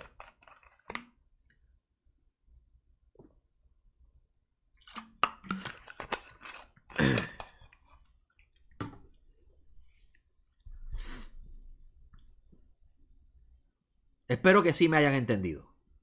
Yo creo que hay un poquito de delay en la grabación, en la transmisión, y por eso es que ustedes me van a responder un poco tarde. Pero voy a volver a repetirlo. Según los rollos del mal muerto, Pesaj siempre va a ser el tercer día de la semana, y siempre el 14 de Nisan va a caer el tercer día de la semana. Se sacrifica la víctima el día 14 y al anochecer se come la Pascua. Según este calendario, si observamos este calendario, Yeshua el día 14 hace Pesaj, mejor dicho, sacrifican la víctima. Aquí llega la tarde de Pesaj, que aquí marqué claramente la transición de día a noche. Aquí llega la tarde de hacer Pesaj y entonces en la madrugada lo arrestan. ¿Ok? La madrugada lo arrestan y luego lo llevan donde Pilato. Los sacerdotes, dice el texto en Juan que los sacerdotes no entran al pretorio de Pilato para no contaminarse. Luego el día 15 lo van a sacrificar entre las 2 tardes. Él muere ahí, lo van a llevar al madero, lo matan entre las 2 tardes. Y entonces dice que lo tenían que bajar a tiempo porque es el día de la preparación, porque ese Shabbat era grande. Tenía que el pueblo celebrar Pesaj. Entonces, para los rollos mal muertos, él hace Pesaj, pero no muere en Pesaj. Y según los rollos mal muertos, este es el calendario de la luz, de los hijos de la luz. Juan presenta a Yeshua morir por los pecadores. Por tanto, Yeshua tenía que morir en el calendario de los pecadores para hacer expiación por los pecadores. Por tanto, Juan presenta a Yeshua comiendo una cena que no la llama Pesaj, porque para el calendario de los pecadores no era el 14 de Nisan todavía. Ahora le va haciendo sentido esto. Para el calendario del rollo del mar muerto era el 14 de Nisan, pero para el calendario de los pecadores todavía no era el 14 de Nisan. ¿Ok? Entonces, Yeshua hace Pesaj en el calendario del mar muerto, que en el calendario de los pecadores no es Pesaj. Y entonces se lo llevan en la madrugada, lo enjuician injustamente, lo llevan a Pilato, como pueden ver aquí en esta transición del tercer al cuarto día. Ellos no entran al pretorio para no contaminarse porque después no pueden comer la Pascua. El día del 14 de Nisan está presente, Yeshua muere entre las 2 tardes, lo bajan antes de la preparación para que se pueda celebrar Pesaj, y entonces Yeshua empieza a contar los 3 días y las 3 noches como corresponde en el calendario. Y aquí podemos reconciliar el misterio de Yeshua hacer Pesaj según el calendario de los rollos mal muertos y morir en Pesaj según el calendario de los pecadores. Hasta aquí. ¿Le hace sentido lo que le he presentado? ¿Necesita que lo vuelva a repetir? Porque esta es la parte más compleja, porque estamos presentando 2 calendarios. En el calendario de los rollos mal muertos, Yeshua hace Pesaj. Ellos se llamaban los hijos de la luz. Miren qué interesante. Los hijos de Sadoc, los autores de los rollos, los custodios de ese calendario, se llamaban a sí mismos los hijos de la luz. Usted va a encontrar que Juan presenta los evangelios diciendo que él es de la luz. Los autores de los rollos mal muertos, los hijos de Sadoc, decían que ellos eran los hijos de la verdad. Yeshua en los rollos de mal muerto, en el evangelio de Juan dice que él es la verdad. Entonces vas a ver que en el calendario del rollo mal muerto, según los sinópticos están siguiendo este calendario, amigos. Los sinópticos colocan a Yeshua comiendo Pesaj el 14 de Nisan, el atardecer, y luego será arrestado el día 15 de Nisan, donde él va a morir. Esto en el calendario del rollo mal muerto. Pero Yeshua muere por los pecadores. Y como Yeshua muere por los pecadores, según ese mundo de los rollos mal muertos, los pecadores, porque nosotros pensamos que los pecadores hoy en día es una persona, según la definición teológica del mundo moderno, pero en el tiempo del segundo templo, los pecadores eran los que habían abandonado los estatutos y las leyes que Dios había dado, y entre ellos se encontraba el calendario y sus festividades. Y recuerde que Antíoco entró y cambió el calendario, cambió muchas cosas, ¿ok? Entonces vas a ver que para Juan, como Yeshua tiene que morir por los pecadores, Yeshua no hace Pesaj según el calendario de los pecadores, porque tiene que morir en el día que se sacrifica la Pascua, según los pecadores. Y él se convierte en lo que Juan presenta en su evangelio, el Cordero que muere por los pecadores. Y por eso usted va a ver que en todos los evangelios, en todo el evangelio de Juan, Yeshua habla, nadie lo entiende porque los pecadores no pueden entender a aquel que está en la luz y habla verdad, porque ellos están en oscuridad y lo que saben es mentira. Y por eso tú vas a encontrar que el único evangelio que dice que ustedes no son hijos de Abraham, ustedes son hijos de Satán, ustedes son hijos de mentira, es Juan, no son los sinópticos. La audiencia es diferente. Lo entendieron, amigos. Entendieron la explicación. Ahora, Yeshua, volvemos a hacer la pregunta. Según la evidencia que les he mostrado y la evidencia interna de los evangelios, según esta información que le he presentado a la luz de los rollos del mal muerto, Yeshua comió en Pesaj, hizo Pesaj, sí. Y murió en Pesaj, sí. Hizo Pesaj según el calendario de los hijos de la luz y murió Pesaj según el calendario de los hijos de oscuridad, según lo presenta Juan en su evangelio.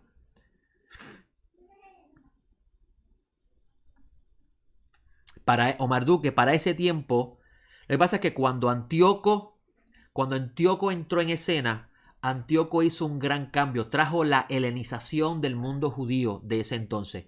Y hubieron muchos cambios, y entre ellos era uno de esos. Y comienza el conflicto de los calendarios. El conflicto de los calendarios. El calendario que predominó dentro del servicio del templo de ese momento y el calendario de aquellos que se fueron y no se dañaron. Esta es la información de esa época. ¿Cuál de las dos partes tiene razón? Yo no sé y no me corresponde a mí juzgarlo. Pero me parece muy interesante que algo sabían los autores de los evangelios para presentar esta información como la tenemos. Yeshua hace Pesaj y también muere en Pesaj. Y recuerde que Yeshua, según los nazarenos, murió por los pecadores.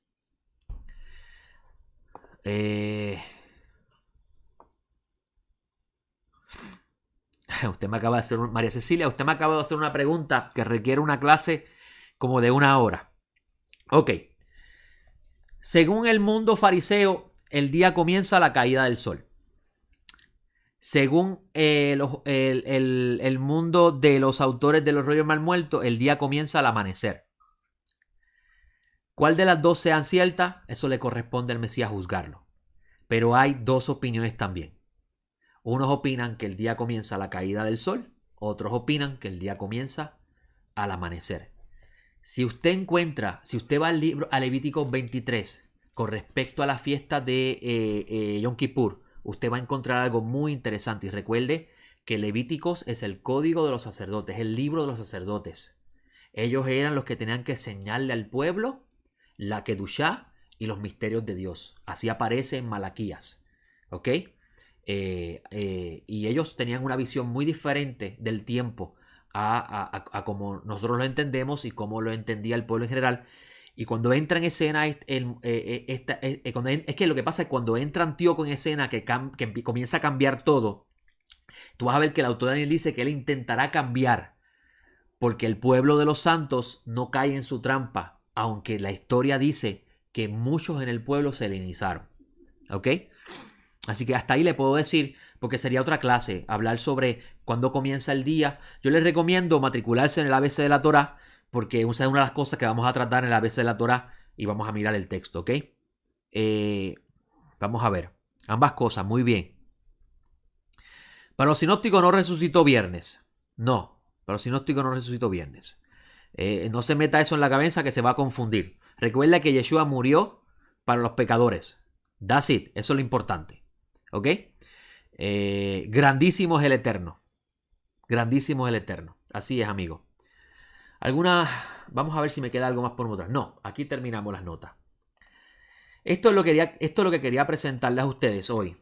Y yo espero en el Todopoderoso que así como el tiempo que me costó estudiar esto para poder entender lo que hoy le estoy presentando, a usted le haya beneficiado y le haya ayudado muchísimo a poder resolver este misterio. Sí, es algo controversial, es algo fuerte, porque obviamente nosotros estamos acostumbrados a conocer un calendario de la forma que lo conocemos y a conocer las cosas como las conocemos, y después nos presentan esto y nos confundimos. Y no, la intención aquí no es confundirse. Usted siempre va a darse cuenta que yo siempre voy a estar diciendo que a la hora de la verdad todos estamos en este proceso de poder entender las cosas y estamos haciendo lo mejor que podemos. Lo único que demanda el Mesías de cada uno de sus discípulos es que tenga una mente dispuesta a aprender.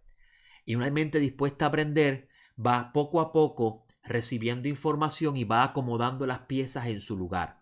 Ahora con esto no estoy diciéndole que hagamos una campaña de acusar a las personas de celebrar Pesaj fuera de fecha, porque si usted no lo sabe, el Ben Midrash, Eshaim y todos sus estudiantes van a celebrar Pesaj como está establecido en el calendario del judaísmo hoy día. ¿Y por qué lo hacemos así? Porque entendemos que todo lo que estamos haciendo son memoriales.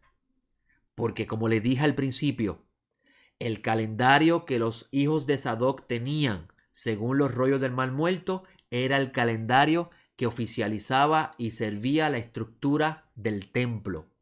Y hoy día no tenemos un templo, no tenemos esa estructura funcionando, porque el Eterno destruyó el templo. Por consiguiente, todo lo que estamos haciendo hoy en día es un memorial, un recordatorio de lo que el Eterno estableció en su Torá Y por tanto, por eso es que yo no estoy de acuerdo que se comience a acusar a la gente de no guardar las fiestas del Eterno y decirle que son pecadores porque no guardan los mandamientos, porque bíblicamente hablando, nadie realmente celebra las fiestas. ¿Ok? Lo único que no se perdió en todo este proceso de saber los tiempos era el Shabbat, porque el Shabbat siempre estaba prefijado en una fecha particular. Y eso siempre se mantuvo así, el séptimo día de la semana. ¿Ok? Hay que tener, así mismo, Katy, siempre hay que tener una mente abierta para poder aprender. Y sí, esto va a ser algo controversial para usted y va a ser difícil, tal vez difícil comprenderlo, pero tómese el tiempo de repasarlo y va a darse cuenta que las piezas encajan. Y usted va a ver claramente que Yeshua no hizo Hagigah, ni celebró las fechas fuera de tiempo, sino que Yeshua hizo la fiesta como debía hacerse, según el precepto del templo, y murió por los pecadores, según había decretado el Eterno. Sí, el autor del libro se llama Rachel Elior.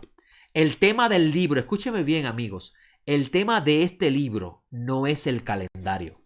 Si usted quiere comprar el libro para conocer el calendario, lamento decirle que va a botar el dinero. El tema no es el calendario. El tema del libro es el nacimiento del misticismo judío.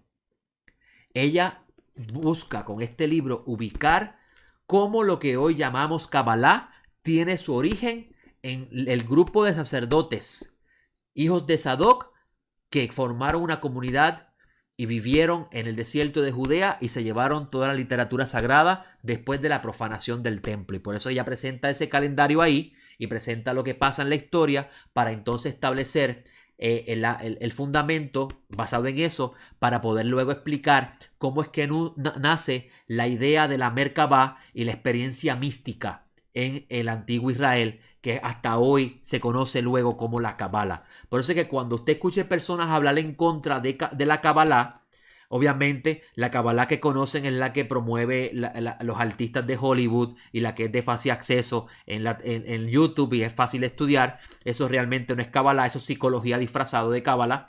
La verdadera Kabbalah era la experiencia mística de la persona que se autonulaba y renunciaba al mundo físico, a este mundo para experimentar lo divino. Eso era lo que se conoce, esa era la verdadera Kabbalah. Y ella explica en este libro cómo nace la Kabbalah, pero a la misma vez comienza a explicar cómo ocurrieron cosas dentro del pueblo de Israel donde los sacerdotes los sacerdotes de Sadoc perdieron la supremacía y se introdujo un movimiento distinto donde empieza a darle vida a una forma de vida que no era la que realmente se hacía.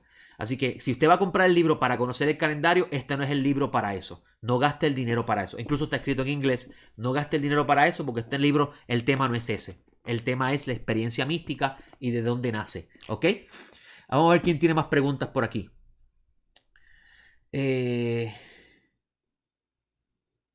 Ok. Lo importante es no querer saber más que el Eterno. Es seguir las palabras de Mashiach, esperar en él y por él. Como decía Moremonte, cuando él venga nos explicará y entenderemos. Así mismo, e incluso usted va a encontrar que el Evangelio de Juan es el único que presenta a Yeshua en una experiencia con una mujer samaritana donde ella misma dice, cuando el Mesías venga nos explicará todas las cosas, nos dirá todas las cosas. Dando a entender que el Mesías tenía la responsabilidad de restaurar todo a como era un principio. Y por eso es que Yeshua muere por los pecadores, porque son los pecadores los que dañaron el orden, el sistema, los que lo cambiaron. Y usted va a encontrar que los apóstoles del Mesías, los Shaliach del Mashiach, se enfocaron en una conducta en particular que se debe observar, una forma de vida ética y moral adecuada, porque todo lo demás se iba a restaurar cuando viniese el Mesías. Por eso es que yo personalmente no creo en los movimientos restauradores de las fiestas, ni de cómo se debe observar el Shabbat. En un tiempo lo creí hasta que comencé a estudiar seriamente el mundo del segundo templo y descubrí estas cosas. Y yo personalmente no creo en esos movimientos hoy día de restaurar las fiestas, de restaurar el Shabbat. ¿Por qué? Porque no es lo que enseñaron los nazarenos. Los nazarenos, dirigidos por el maestro Nazaret, se enfocaron en la conducta, en una vida adecuada, en limpiar las vestiduras, en ser una vasija para la gloria del Eterno. Todo lo demás que se relaciona a fiestas, a cómo observar el Shabbat y todas esas cosas que hoy día se tratan, esas cosas el Mesías las tratará cuando venga el reino. Por eso es que Jaim se enfoca en este pensamiento, por estas cosas que les estamos enseñando. Tenemos que, si somos realmente discípulos del Mesías, tenemos que enfocarnos en lo que el Mesías hizo énfasis. Y el Mesías hizo énfasis en una vida de Kedushá elevada, en una vida donde no le haces mal al prójimo, donde tú oras por los enemigos, donde tú cumples tus promesas al Eterno y no tienes que estar haciendo votos porque eres una persona íntegra, en una persona que siempre estás velando por el bien del prójimo, que cuando tienes una diferencia con tu prójimo estás dispuesto a pedir perdón antes de que Hashem decrete el juicio sobre ti. Esa es la vida que Yeshua enseñó a sus discípulos, eso fue lo que los discípulos transmitieron hacia el frente y en eso debemos enfocarnos. En lavar nuestras vestiduras con las enseñanzas del Mesías. Eso es lo que significa lavar las vestiduras con la sangre del Cordero. Eso es lo que significa esa idea, ¿ok? Porque la sangre del Cordero es el vino que nos tomamos en Pesaj y ese vino es la dorada del Mesías, ¿ok? ¿Están conmigo? Y en eso debemos enfocarnos. En la medida que el tiempo avanza, lo demás se va a ir revelando gradualmente y vamos ajustando las piezas.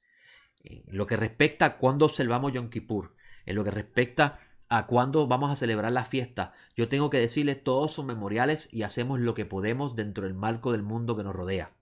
Lo demás le corresponde a Hashem y su Mashiach. ¿Ok?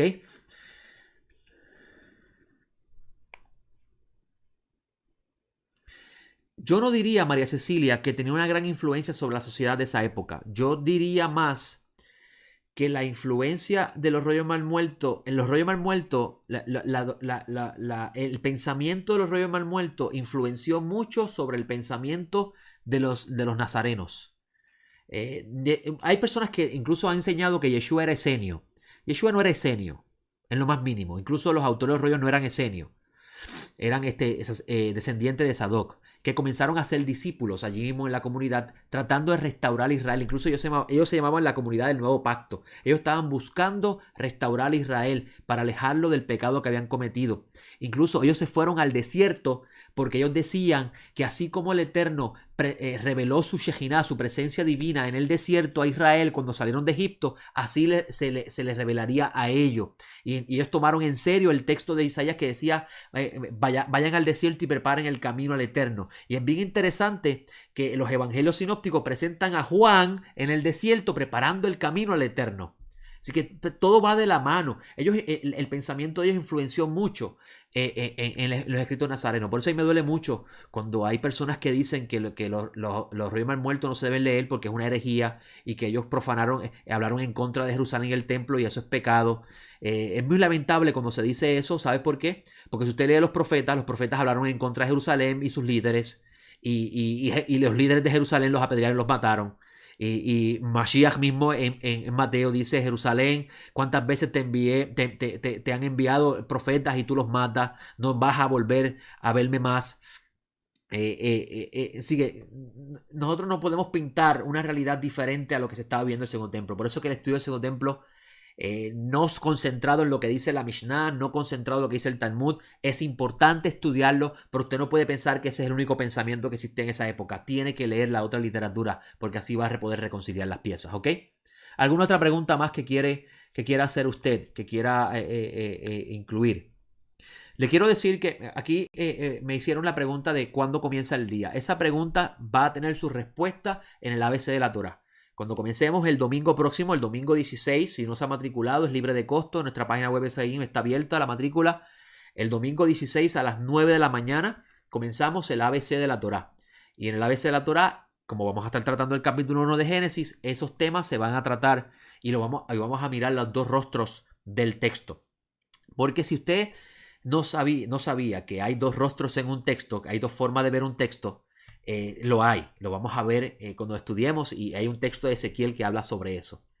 ¿Alguna pregunta adicional que quiera hacer para poder cerrar nuestra casa? Así que podemos culminar con la pregunta y la respuesta. ¿Yeshua hizo Pesaj? Sí. ¿Murió en Pesaj? Sí. ¿Cómo lo reconciliamos? Estudiando los calendarios del segundo templo. Según el calendario de los reyes mal muertos, Yeshua hizo Pesaj en la fecha correcta y murió después de haber hecho Pesaj. Según el calendario de los pecadores, Yeshua no hizo Pesaj, pero muere en Pesaj porque él muere por los pecadores. ¿Cómo se cuentan los 3 días de resurrección?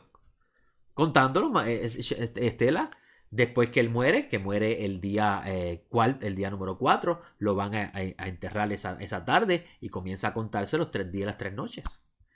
Sí, hay enseñanza de que Yeshua resucitó en Shabbat, que Yeshua resucitó el domingo porque era primero frutos. Mire, esa enseñanza todavía sigue, ese tipo de enseñanza que Yeshua resucitó en Shabbat o resucitó en primeros frutos, que hay debate sobre eso.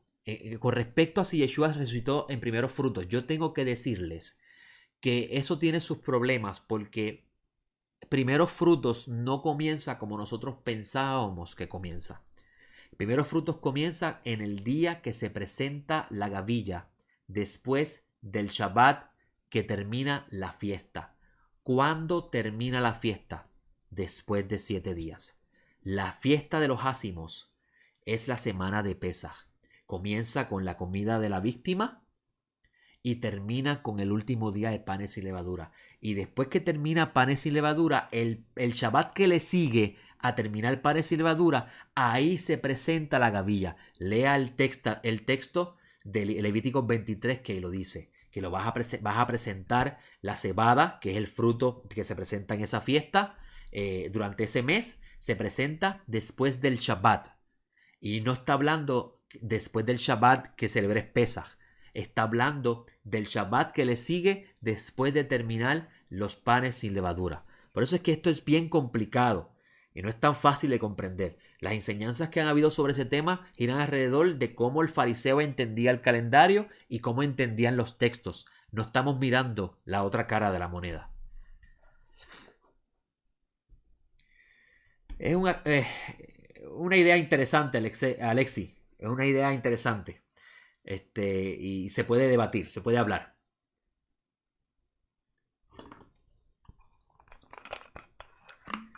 Mira, Omar nos dice en este momento: siempre he creído que el día empieza en la tarde porque el texto bíblico dice fue la tarde y la mañana. Usted tiene toda la razón, Omar, pero le está faltando un detalle. Le está faltando un detalle. Y ese detalle yo lo aprendí de los rollos mal muertos. Fue la tarde y la mañana el día 1. Pero cuando el Eterno comenzó a crear, ¿cuándo era? Porque dice el texto, y Dios dijo, y después de haber dicho, vino a hacer lo que dijo, ¿verdad que sí? Y inmediatamente dice, y fue la tarde y la mañana un día.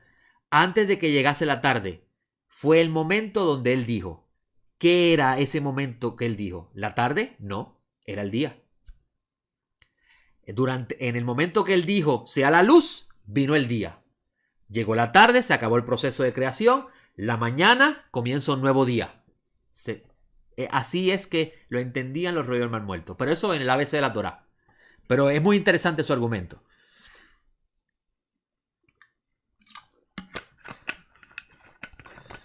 Oh, sí, amigo, hay mucha luz, hay mucha luz. Yo creo que puedo terminar por aquí. Terminé antes de 2 horas.